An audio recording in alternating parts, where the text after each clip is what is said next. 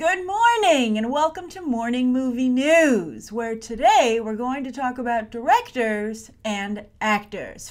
50-50 split. We're going to start with directors with a beautiful first story. It's like Rose, speaking of Bill Condon, director of mega hit Beauty and the Beast, with petals making up delicate layer after layer, and it just all fits together so beautifully. Now, we talk a lot about when people do well in Hollywood, they have capital to spend. Jordan Peele might be spending his Get Out capital on an Akira movie, although he might not want to touch it after Ghost in the Shell. We'll see.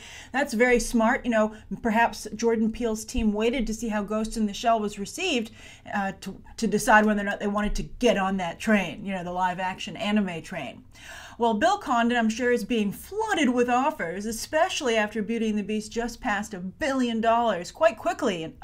You know, not only making it the $1 billion club, but doing so in just a month, and also being only the second live-action fairy tale from Disney to do so. It's so great. I mean, I'm sure he got the crap scared out of him with the LeFou situation right before the movie opened. He even did interviews where he was like, I didn't know it was going to blow up in my face like this. But all's good that ends well, right? So here's what's happening, and this is the offer he's going to take, or it looks like he's going to take.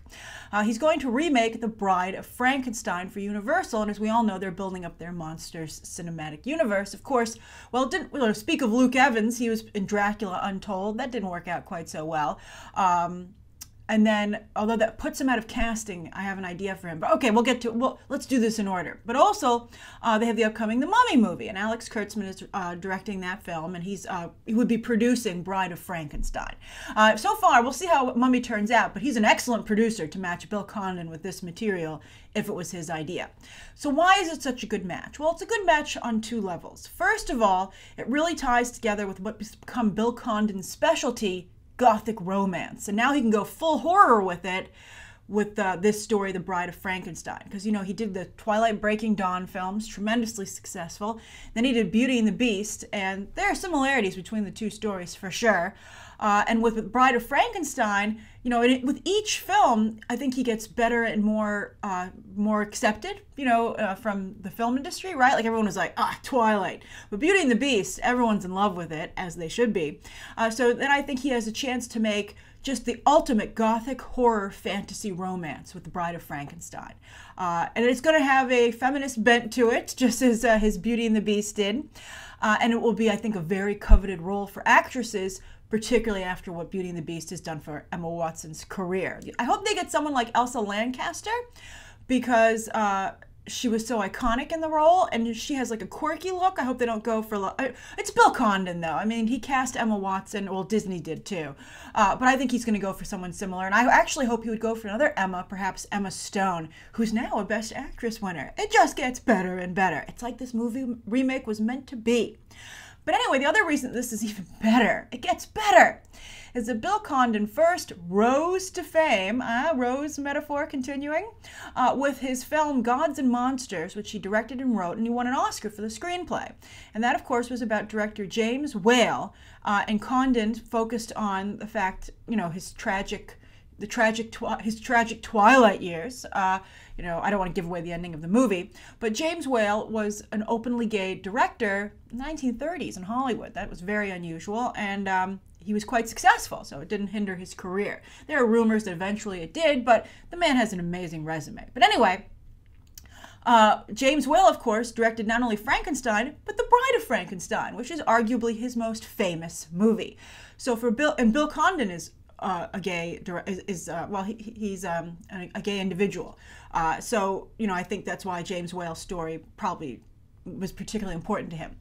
But anyway, it's just coming full circle in every way possible. The thing's just beautiful. It's beautiful from a creative standpoint, and it's beautiful from a PR standpoint. The thing is just amazing.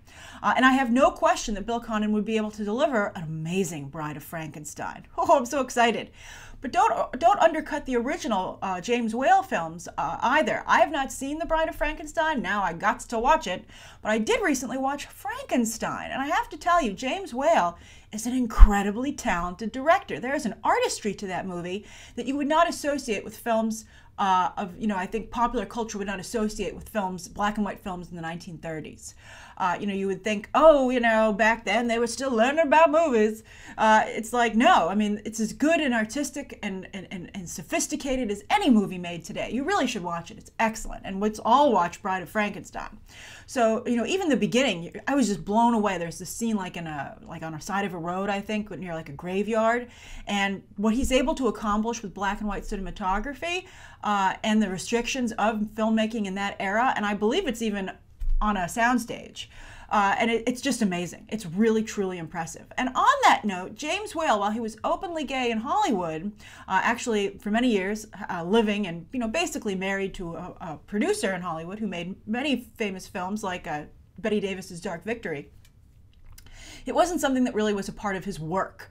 And so I can see, an argument for and against maybe adding an LGBT element to Bride of Frankenstein. Recently in the past couple of decades, film historians have tried to find LGBT subtext to the Bride of Frankenstein because of James Whale being openly gay, but others argue that it's simply not there and don't apply that to his work just because it was a part of his personal life. It wasn't, many argue, a part of his professional life. And of course, Bill Condon made it a big part of James Whale's identity in his movie about the director, Gods and Monsters, choosing to focus largely on that part of his life. And also he added the LeFou, LGBT situation to Beauty and the Beast. So I can see Bill Condon wanting to do it, and I think there's an argument to do it, but I can't quite decide if it would honor James Whale's memory or not. It's complicated. We'll see how it turns out. But Luke Evans, I thought he maybe would be a great Dr. Frankenstein. He has this great gothic look and he has a great bravado about him, but he's already Dracula, so that's not going to happen. Because then, I don't know, maybe they'll just like scrap Dracula Untold, but he wasn't a bad Dracula. The movie just wasn't great.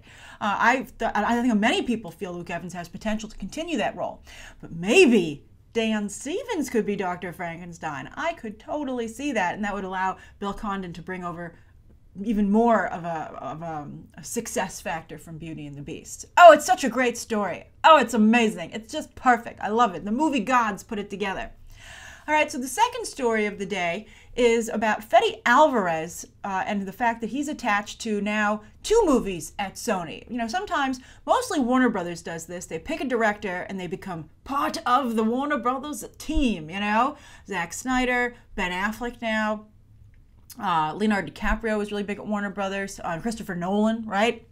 But other studios haven't done that quite so much. But now Sony is doing this with Fede Alvarez. They want to be in the Fede Alvarez business. And it's a double-edged sword, by the way. Some would argue that Warner Brothers has too much loyalty to some talent sometimes and doesn't either rein them in enough or gives them jobs that maybe they shouldn't. So anyway, back to Fede Alvarez. He's not only doing The Girl in the Spider's Web, the new girl with the dragon tattoo, which in the coverage for this Labyrinth story, they say is moving along very quickly. So we should probably get casting announcements sometime over the summer as to who will be the new Lisbeth Salander, taking over for Rooney Mara, taking over for Noomi Rapace.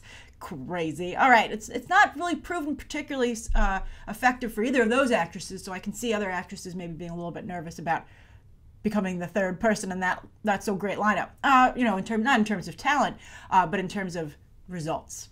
But anyway, so that movie he's going to make first, and then he's going to do a new Labyrinth movie for TriStar, which is also part of the Sony family. Sony does Columbia Pictures and TriStar Pictures.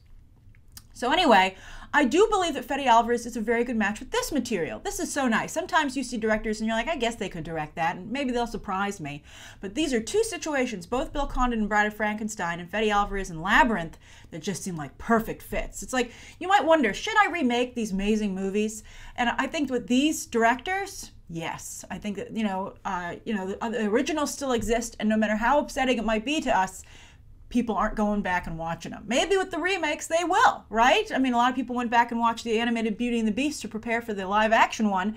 Perhaps James Whale's work will get a lot of recognition, and so will the original Labyrinth with these. I don't believe this Labyrinth is going to be a remake. It's going to be a new film in the Labyrinth universe because they're not replacing David Bowie. They're not even going to have that character in the film. They're going to focus on other characters. So anyway, Fede Alvarez, why is he a great match with Labyrinth? Well, I feel he can really honor the fantasy aspects of it, but I think he can crank up the horror elements to please today's audiences. I hope he doesn't go too far. I've noticed a disturbing trend in Fede Alvarez's movies where he likes to stick stuff where well, let's just say certain elements with women where maybe you wouldn't want to. I don't know. I can't find a good way to say it that would be all ages appropriate, but let's just say, I can't say it. How can I get it across to you? Let's just say sexual situations with non-sexual objects with women. And he's done it 2 for 2 movies now with his Evil Dead, although it wasn't the first Evil Dead 2, but his Evil Dead remake, and then of course also with Don't Breathe. He did it twice, and I'm sure it's going to show up in The Girl in the Spider's Web, largely because it's a fit with the material, quite frankly. But I think Labyrinth needs to be a dark film, but it probably will be PG-13, but it needs to be something that tweens can see. You know, I mean, we're talking about stuff that's originally a Jim Henson film, right?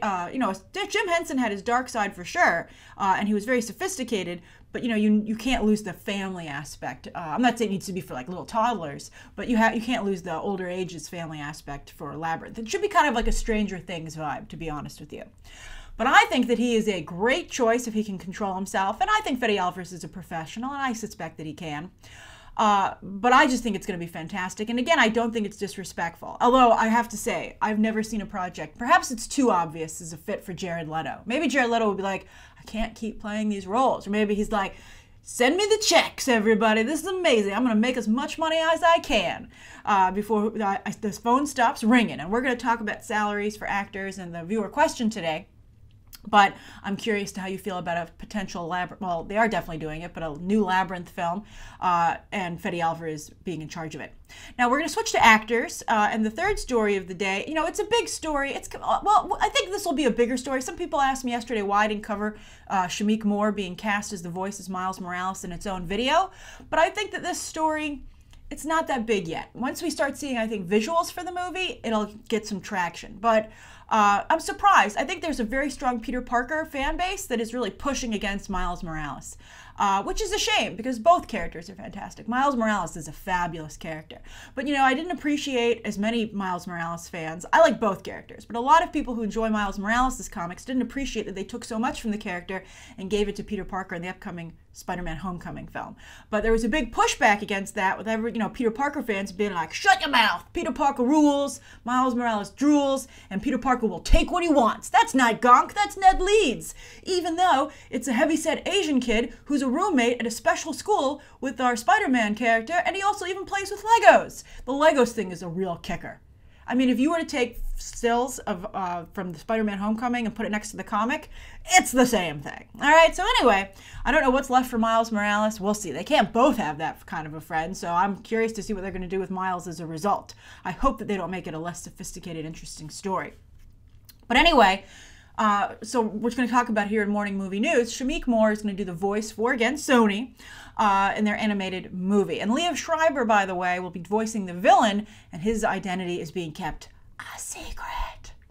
We'll see. He's also doing a voice in the upcoming My Little Pony movie, so Liev Schreiber wants to get paid too. All right. So back to Shameik Moore. I love Shameik Moore. I think Shameik Moore is incredibly talented. I loved him in Dope, and I thought in The Get Down he was fantastic. He has a sweetness to him that's really fantastic, and I think that makes him such a good fit with the Miles Morales character. And he's 21, just 1 year older than Tom Holland, so I think, make no mistake, that Sony has cast him with the idea that he could maybe potentially swing over into a live-action movie because they're trying to build out their Spider-Man cinematic universe. We'll see how that goes. They were trying to do that before with Amazing Spider-Man 2. Remember? They were like, oh, it's going to be so many different movies. It's going to be crazy. Get excited, everybody. And then they were like, help us, Marvel. And Marvel did, boy. Marvel did.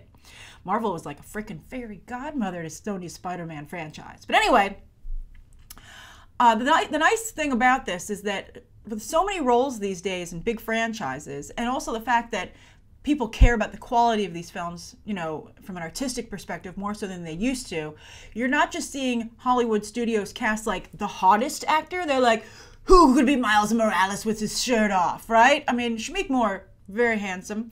But, you know, he doesn't have like a heartthrob thing, you know, like, and even Zac Efron, I think, has brilliantly gotten away from that. A little bit like Johnny Depp when you think about it, you know, in terms of image and transformation. But, you know, I'm talking about like Zac Efron off of High School Musical, right? Like Sony could totally have gone that direction. But I think that, you know, and just like they just cast Jude Law in Fantastic Beasts and Where to Find Them too. So I think that it's really nice to see studios, you know, being able to and wanting to give very talented actors a shot in these big blockbusters. Also, speaking of The Get Down, a lot of that talent is getting noticed, even if the show doesn't get particularly enough attention, because Justice Smith is in Jurassic World 2, which is very exciting. So I think this is great, and I'm excited to see some art from this movie, and I hope that it does well. I'm worried about how they can coexist, particularly when they took so much from Miles for Peter Parker. I'm nervous about what's left. And then you'll have people, if they keep what they had, who don't know the Miles Morales comic, saying, oh, you took that from Peter Parker and gave it to Miles Morales, which would be maddening. Okay, all right, so let's get to the viewer question. This is a great viewer question. I've been saving it. Sorry it took me so long to get to it. Bryce Baby. That's such a great username. But Bryce Baby said, hey, Grace, I have a quick question. What ultimately determines how much work an actor gets? The amount of their talent or the amount of money that their last movie brought to the box office, etc. Well, I want to focus on salary, but in terms of, you know, work, you know, it's how much, if they're hot. And I think, you know, I think this discussion kind of is in the same ballpark, right? I mean, there's either, you know, you eventually break through. It's complicated, you know, to say how someone gets chosen. You know, a lot of it's who you know, right place, right time. That's a more ephemeral conversation than salary. So that's what I'm going to talk about. All right, so great question, Bryce Baby. So for an actor, once they're getting work, when they start out, they get paid scale, which is set by SAG.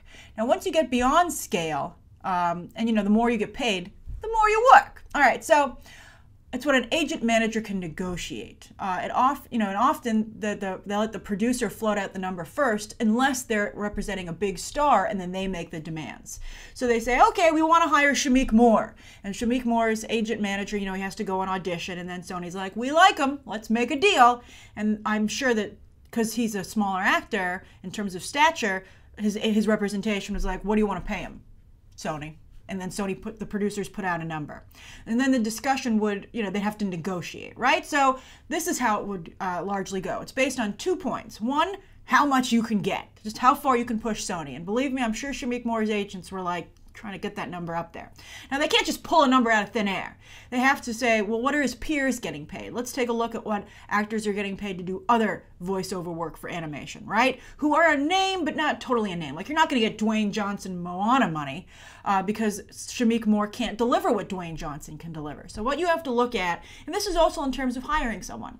So what was their last couple of movies like? How much did they make at the box office, right? Also, what kind of press can they bring in? Is the press interested in covering them? Dwayne Johnson, yes. Shameik Moore, not so much. The movie will benefit Shameik Moore, and that's going to hurt his price tag because he needs the movie more than the movie needs him. And that's another thing. Can somebody else play this role? Because, you know, that's going to hurt your bargaining position. They're like, look, Sony, if Sony can go, okay, it doesn't have to be Shameik. Who else did we like? That's a problem for Shameik Moore's representation, and they have to be aware of that. They have to be like, okay, we have to push for more money, but not so much that it loses our client the job and upsets Sony, right? Then also, what's your social media following like? Do you have a lot of Twitter followers? Can you get a lot of heat for my movie? For instance, Emma Watson, a majority of the trailer views for Beauty and the Beast came through her social media accounts. Believe me, her representation will be talking about that when negotiating her next movie. And then also, if you won any awards, can I put in my trailer from the award, you know, the Oscar-winning or Golden Globe-winning actor? Can I say that? Even nominated. Can I even say that you were nominated, right? Shameik Moore, you cannot. He's probably not getting paid very much for this Sony gig, by the way. But hey, if it's built into his contract that he could do live action, it's worth it for him. And also, this movie will significantly raise his profile, so he's kind of getting paid in exposure and opportunity, right? And you better believe that those live action movies are built into his contract, so they don't have to pay him too much money. You know, I wouldn't be surprised if they've optioned him for at least one live action film. However, you could pull a Jennifer Lawrence and just say, guess what? I'm not showing up on set. I'm going to delay your movie. You're really going to fight me over this? It's going to cost you more to wait to move forward for Hunger Games 2 than it is for you just to raise my salary. That's a real jerk move because you did sign a contract, but it worked and she got paid a lot of money and Lionsgate at the end of the day was happy. So I guess, her representation was right to tell her to play it that way. And then for even bigger talent, you have to factor in that they're a small business, right? Shameik Moore probably doesn't have a lot of expenses, so that's something else that has to be factored into his salary. But when you have bigger actors, you have to be like, okay, well, who's getting a cut of this? Their agent, their manager, their lawyer, their publicist, their stylist, their assistant, their social media manager, their hair and makeup person. Sometimes that's two different people. Their personal trainer, their stylist. So that's a lot of people. Shameik Moore, I'm sure, does not have a team like that. I would think that Shameik Moore at his level would probably have an agent, maybe, and a manager, probably a lawyer. Although his agent and manager maybe could, if he's at a big enough agency, they might have in-house legal representation to handle that. I would wonder if he would afford a publicist at this level of his career. Probably not. That's why probably you don't see a lot of articles about Shameik Moore. And I would say that's probably all that he has. Everything else would come. That's something his agent and manager would negotiate per project. So he can't have his own personal hair and makeup person that he brings with him. Like big talent has hair and makeup that's their hair and makeup on every movie and every appearance. That's who styles them. But someone at Shameik Moore's level most likely will say, okay, well, you have to provide hair and makeup for my client. That will be built into his contract, and Sony would be like, sure, here you go. So that's kind of how it works. Also, sometimes studios will provide you with a personal trainer to make sure you get in shape. Gerard Butler has talked about that studios will pay for someone not only to physically train him, but to follow him around and watch what he eats. And he doesn't have to pay for that. The studio pays for that to make sure he's in acting shape. I think that's hilarious. That's why you'll sometimes see actors' weight fluctuate so much when they're on and off projects or the type of project they're on. Some movies don't need Gerard Butler to be super thin. All right.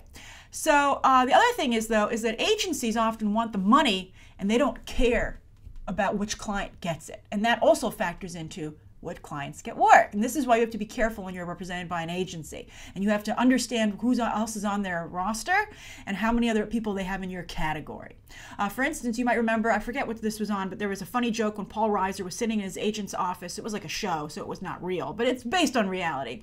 And he hears his agent pitching him for a show or an opportunity, and then he hears his agent say, okay, it doesn't have to be Paul. How about my other client? And Paul's like, I'm sitting right here. And that happens for real. And I'll tell you a rumored story that I heard about Scarlett Johansson and Natalie Portman back in the day when they weren't as big as they are now. I think it was for the Black Orchid movie. So Scarlett Johansson was offered a role there, and she was offered, I think, like maybe 200 grand, and she felt that was an insulting pay, a salary. She's like, I don't want to do that. I don't think that's enough. Now, I'm not sure if her agency had packaged the film or what, but they really wanted this deal to go through. And so they were not on Scarlett Johansson's side here in getting her the salary that she wanted. You would think if Scarlett Johansson said that salary is insulting to her representatives, they would say, okay, let's get you what you want, Scarlett, all right? Or they would be very kind and say, oh, I think you should take it. You're not getting a lot of offers. You need to work. An actor needs to work. Look at Jude Law. Look at all the tiny movies he's made over the past couple of years. And, just as long as he kept his name in the press and, getting good reviews and doing the work, he got Dumbledore. That's a famous quote from Jack Nicholson to Terry Garr when she was complaining about the roles she was being offered and she didn't want to take them. And Jack Nicholson said, Terry, an actor acts. It was really, I wish Terry Garr had taken his advice.